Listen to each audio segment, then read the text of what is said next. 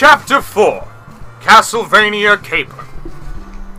Castlevania, of course, was a name that Tim Bradley had always figured came from Castle and Transylvania. The place that Simon Belmont called Castlevania, however, looked nothing like Tim imagined it might from the names alone. Certainly, he could see stone castles. Certainly, the place held all the menace implied by Transylvania, the birthplace for the legend of vampires. However, There's a heart there. Otherwise, it was quite a surprise. Golly, Simon! Things are pretty creepy here in Castlevania at night, huh? Simon Belmont lifted an eyebrow. Creepy? Yes, certainly. But it's not night here now, Timothy. It's broad daylight. Tim Bradley took a double take.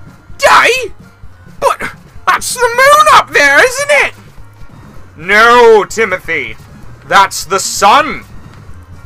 That's the sun, Timothy. Oh my god. You haven't been outside very much, have you, boy? That's the sun. Since the curse of Dracula came upon this dimension, a shadow has been cast over my land, and a chill has touched its heart. Tim shivered. Boy, oh say, take a look at this place! And what a place it was. Castlevania looked like a cluster of medieval towns, but drawn by a madman in a depression, and inked with 1,000-colored shades of dark. Buildings slanted dangerously, towers leaned further than the Tower of Pisa. The thatched roof houses looked like they had been left in the sun too long and then quick frozen. The place smelled foresty, but a forest filled with mold, fungus, and mildew. The single bright aspect was the taste of gingerbread in the air. It made Tim hungry enough to take out a Hershey bar and start chewing. The candy boosted his spirits. So anyway, are we on? He said between bites. I won't have to worry about Bert or my mum in Castlevania. You want to tell me the rest of the story? You realize you could have been eating pizza right now as you did this. Simon Belmont nodded gravely. When I killed Dracula, after all that struggle. Boy, you bet it's a struggle! It took me a whole 2 months to win my first game, and then I thought my thumbs were gonna fall right off. Simon frowned and put his hands on his hips. Please, you are going to have to keep a little quiet so that I may relate my story. Oh, yay! Sorry about that!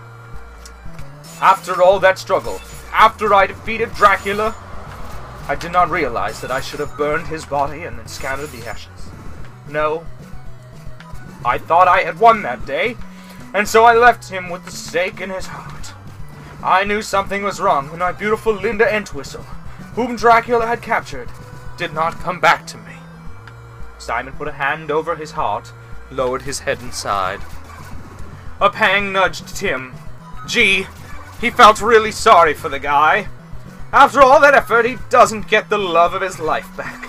It was at this moment that Tim Bradley determined that, yes, he would do his very best to help Simon Belmont.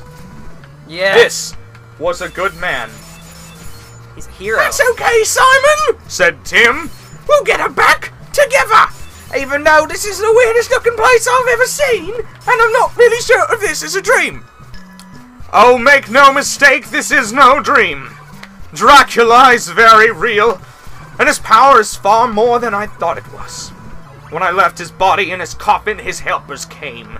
They cut Dracula in 5 parts. No, you just said earlier that you cut him into 5 parts. They cut Dracula in 5 parts. Game, breaking your own canon. They cut Dracula in 5 parts.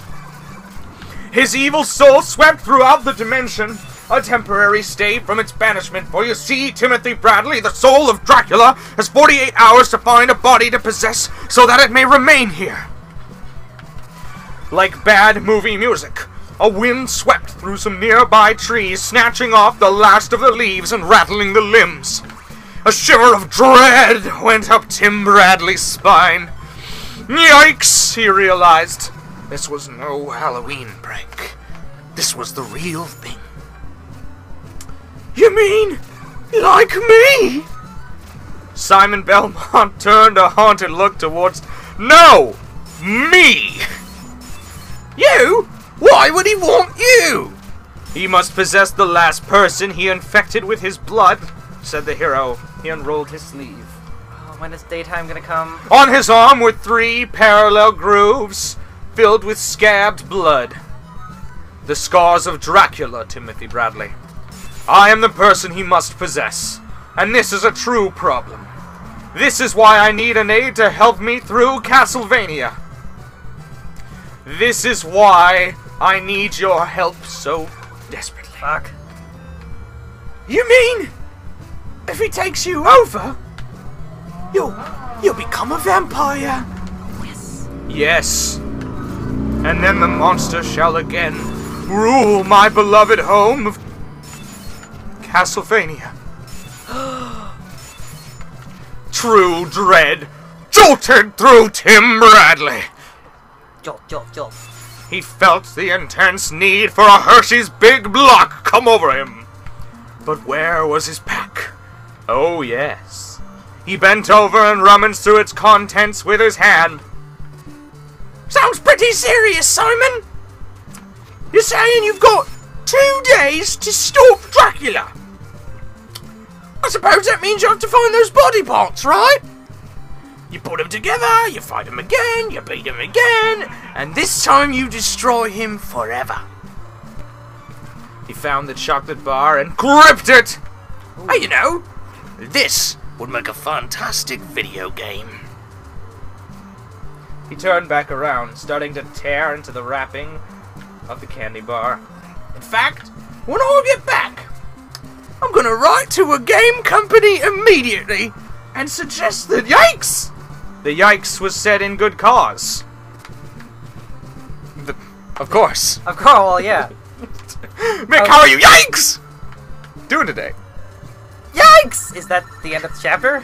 The yikes was said in good cause, for Simon Belmont was no longer totally Simon Belmont. Greetings, mortal. Oh my god. Said the voice of Count Dracula. Oh god. Come to Castlevania for an early and unpleasant death, I take it. Tim Bradley dropped his candy bar.